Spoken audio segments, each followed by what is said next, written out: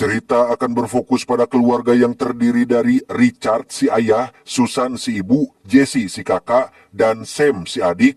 Mereka sedang dalam perjalanan untuk liburan di sebuah pulau terpencil di Swedia, bertepatan dengan perayaan 10 tahun sekali yang dirayakan dengan semacam festival dan drama tradisional, sehingga Richard dan keluarga pun tampak sangat excited dengan rencana liburan ini. Every 10 years, the islanders celebrate the festival of Quarantine or quarantine.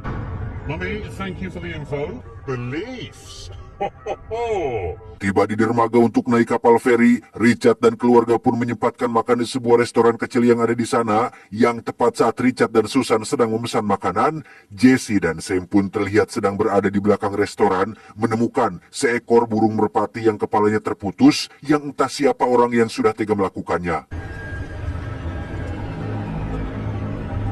Selesai makan, si penjual pun langsung membereskan piring kotor di meja Richard sembari bertanya kemana tujuan mereka, dan tebak apa reaksi si penjual? No. No, it's thought of. Wait, Lord. Over to Svolta? Svolta? Ya, mendengar Richard dan keluarga akan pergi ke Pulau Svalta, si penjual pun benar-benar terkejut karena mengetahui sesuatu akan kisah dan misteri dari pulau tersebut. You will not be welcome on the island. No. Why? Foreigners are... Saat Richard sedang melakukan pembayaran, si penjual yang merasa kasihan pun memperingatkan Richard untuk jangan pergi ke pulau tersebut saat perayaan festival, karena tidak seperti yang dibayangkan. Festival yang dimaksud bukanlah festival biasa seperti yang kita ketahui, namun Richard tetap kekeh ingin pergi ke pulau tersebut. What? Have to leave. Don't say I didn't warn you. Tepat saat keluarga ini akan naik kapal feri, Richard pun baru sadar akan dompetnya yang ketinggalan, sehingga ia meminta izin sebentar untuk mengambil dompetnya tersebut. We must leave now. And then my husband is... Come on, Daddy! Saat sudah berada di kapal feri, semua penumpang yang ada di sana pun memandangi mereka berempat dengan tatapan menyeramkan, seolah keberatan akan keluarga ini yang ikut pergi ke Pulau Svalta. Entah perayaan macam apa yang sebenarnya diadakan di pulau itu. Richard dan keluarga pun tidak memperdulikannya dan tetap enjoy menikmati liburan ini. Sommar, sommar, sommar, sommar, sommar, sommar, jag vill viska i ditt hår. Tiba di Pulau Svalta, para penumpang yang semuanya asli keturunan pulau ini pun kembali memandangi Richard dan keluarga dengan tatapan sinis, sampai akhirnya muncullah sosok wanita tua yang menjadi pemimpin komunitas bernama Nenek Eli, yang menjelaskan bahwa festival ini tidak dibuka untuk umum dan hanya anggota komunitas saja yang dapat ikut serta, sehingga Nenek Eli pun menyuruh mereka untuk segera pergi meninggalkan pulau ini. Or another.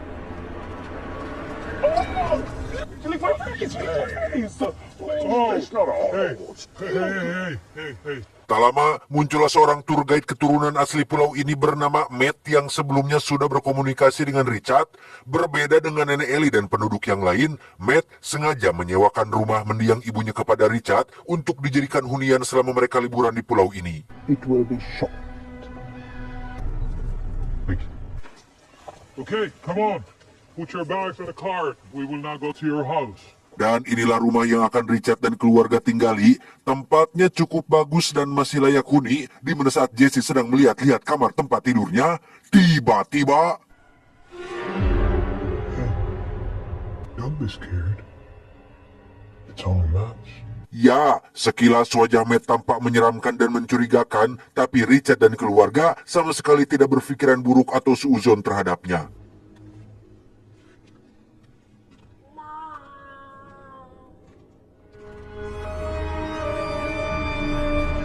Singkat cerita, malam pun poek. Suasana rumah kini menjadi berbeda setelah lampu di semua ruangan dimatikan, di mana Richard dan Susan pun terbangun oleh cahaya yang muncul dari luar yang ternyata...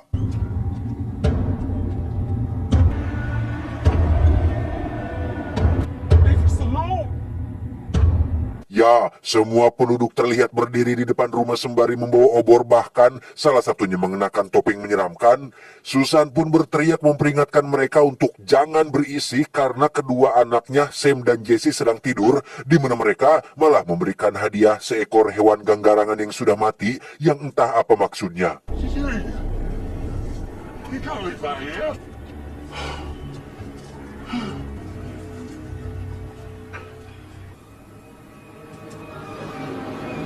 Keesokan paginya, Richard pun mendatangi kediaman Matt untuk menunjukkan hewan mati yang diberikan semalam, di mana Matt menjelaskan bahwa itu adalah semacam sambutan tradisional khas Pulau Svalta, dan Richard diminta untuk jangan terlalu mengkhawatirkan hal tersebut. I will take this to the commune. Thank you. I appreciate that. It's Thank you. Bye-bye.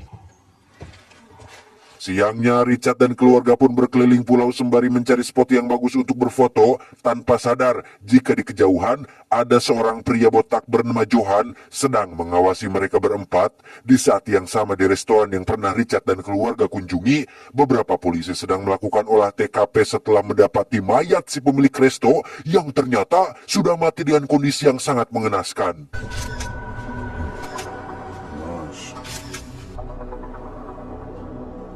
Curiga jika pelakunya adalah salah satu warga di Pulau Svalta, seorang detektif kepolisian pun langsung meluncur ke pulau tersebut untuk melakukan penyelidikan, tepat saat Nenek Eli dan beberapa penduduk sedang latihan drama untuk menyambut hari perayaan yang jatuh hari esok.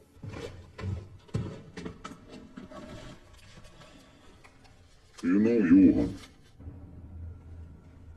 Berdasarkan catatan di kepolisian, si detektif mencurigai jika Johan si botaklah pelakunya karena dikenal sering mabok dan pernah melakukan pencurian. Namun Nenek Eli tidak mengetahui keberadaannya sekarang dan meminta si detektif untuk segera pergi karena dianggap mengganggu jalannya latihan drama. You have no jurisdiction here.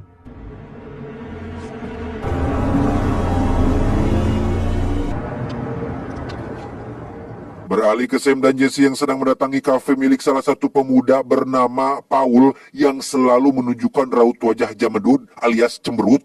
Paul secara terang-terangan memberitahu bahwa keberadaan keluarga mereka di tempat ini sangat-sangat tidak diterima. Bahkan muncul 3 orang warga yang bermaksud mengusir mereka keluar dari kafe tersebut. We didn't want to be here, mate, okay? My waffles. Just don't look at him. Don't touch me.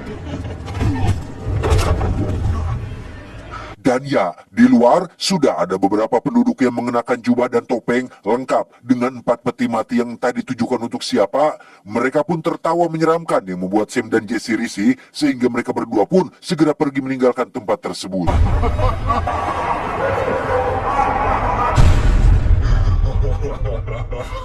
Dan Anda mungkin akan terkejut saat melihat Matt sedang tiduran di kamar Jesse sembari mengenakan pakaian dalam miliknya. Entah pria macam apa si Matt ini, Jesse yang menyadari celana dalamnya hilang pun perlahan mendekati cermin dan...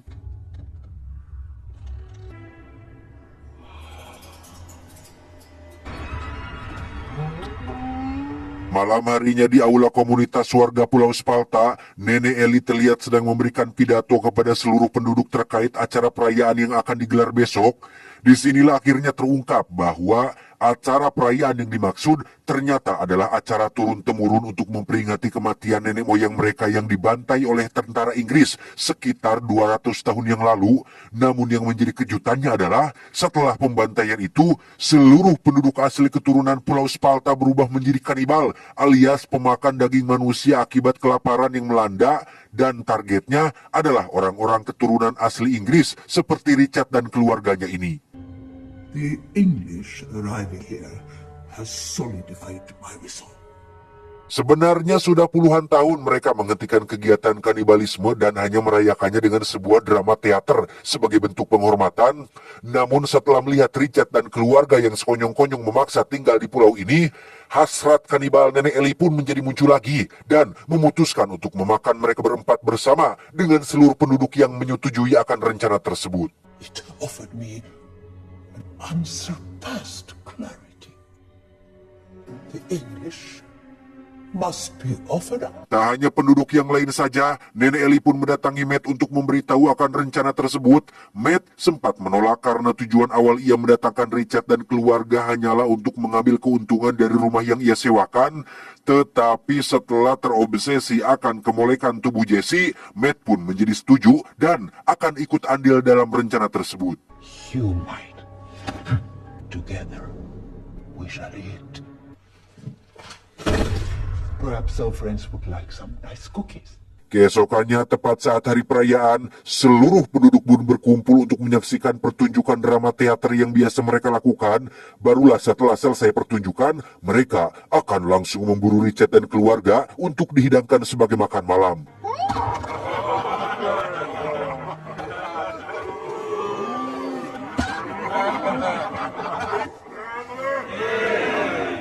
Di saat yang sama, Matt pun mulai menjalankan tugasnya untuk membuat Richard dan keluarga pingsan dengan cara memberikan mereka kue kering yang sudah dicampur dengan obat bius. Awalnya mereka berempat enggan memakan kue kering yang bentuknya tidak puguh itu, tetapi setelah capek berenang dan kedinginan, Richard dan keluarga pun memutuskan untuk menikmatinya.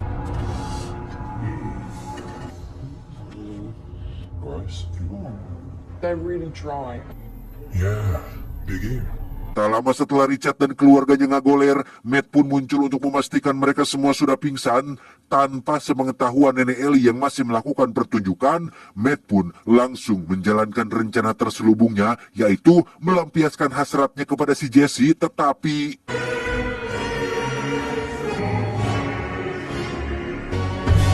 Ya, Richard dan keluarga ternyata tidak pernah memakan kue kering tersebut, yang jika Anda masih mengira mereka berempat adalah korban yang patut dikasihani, Anda sudah salah besar karena ternyata...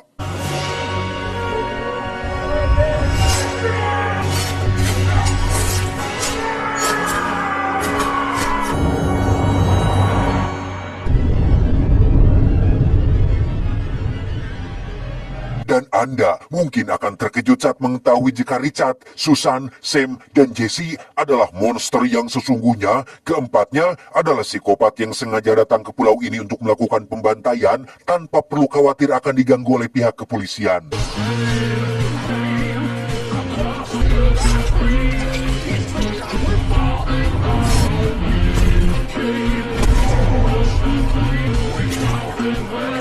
Alih-alih memburu keluarga kecil ini, justru Nenek Ellie dan para penduduk aslilah yang harus berlarian ketakutan menghindari kejaran Richard dan keluarga yang membrutal, membunuh secara membabi buta. Sehingga celakalah mereka semua yang benar-benar sudah salah dalam memilih korban.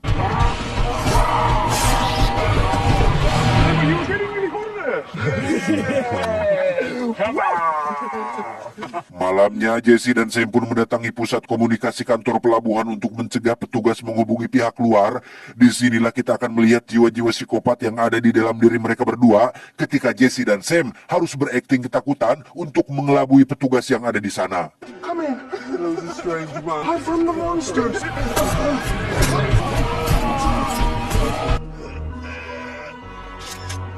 Tak lama setelah Sam dan Jesse selesai menghabisi petugas pelabuhan, salah satu warga pun datang mengambil pistol suar yang ada di sana untuk memberikan sinyal permintaan bantuan kepada orang yang ada di luar pulau ini.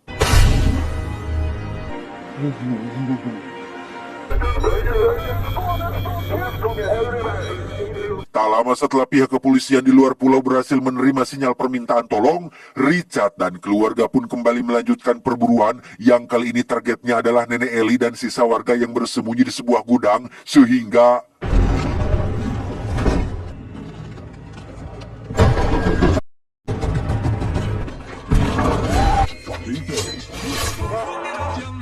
Sempat kena tusukan yang menembus pipinya, Richard yang merupakan psikopat kejam pun sama sekali tidak menye-menyakan hal itu. Ia dan keluarganya langsung menjebol pintu dan berhasil masuk ke dalam sana.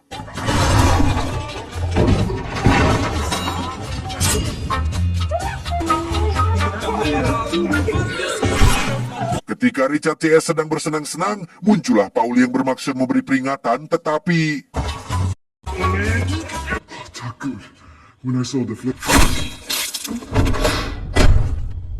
Setelah Richard CS selesai bersenang-senang, kita akan melihat nenek Ellie dan suaminya berhasil kabur melalui jalan belakang dan tidak sempat melihat seperti apa bebenguk para pelaku yang sudah membantai warganya. Tidak seperti warga lain yang lemah dan ketakutan, nenek Ellie pun meyakinkan suaminya untuk tetap bertahan di pulau ini dan cari kesempatan untuk menghadapi para pelaku. You can do whatever you want. Help me complete the quarantine.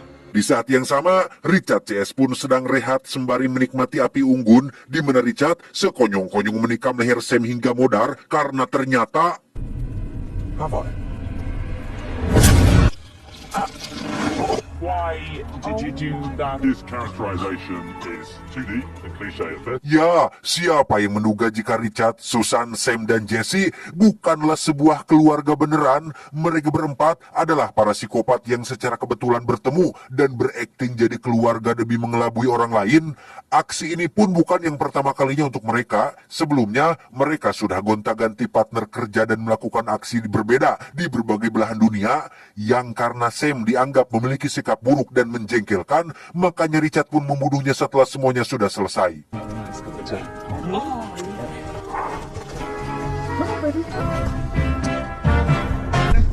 I know. Tepat saat si detektif sampai di pulau ini dan melihat kekacauan yang luar biasa mengerikan, Richard CS pun pergi ke kediaman si Matt dan baru sadar jika selama ini Matt diam-diam mengawasi mereka dari kamera tersembunyi. Melihat kemunculan nenek Ellie dan suaminya di bawah, Jesse pun meminta izin untuk mengatasinya sendirian dan di luar ekspektasi, Jesse pun ditembak di bagian perut tapi tidak sampai membuatnya mati. Karena nenek Ellie dan suaminya belum tahu bahwa yang membantai seluruh penduduk adalah Richard CS, Jesse pun kembali berakting dengan menjelaskan bahwa pelakunya adalah si Matt, sehingga suami si nenek Ellie pun memutuskan untuk memeriksanya ke dalam kamar. Please help me.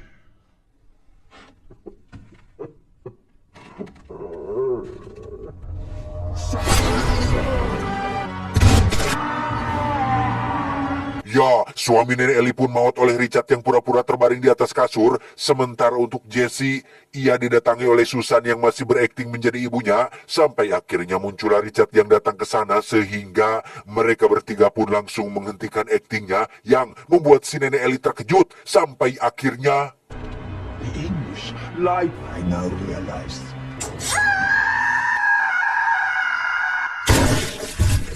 Dan ya, psikopat memang selalu punya keberuntungan yang di luar nalar ketika detektif menembak nenek Ellie karena dianggap sebagai pelakunya, sehingga aman sudahlah Richard CS yang langsung dibawa pergi meninggalkan pulau ini.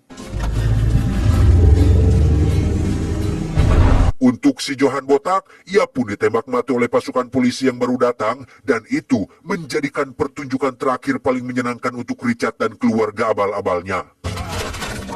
That was the best holiday ever. Stay together. Tamat ending yang cukup membrutalkan.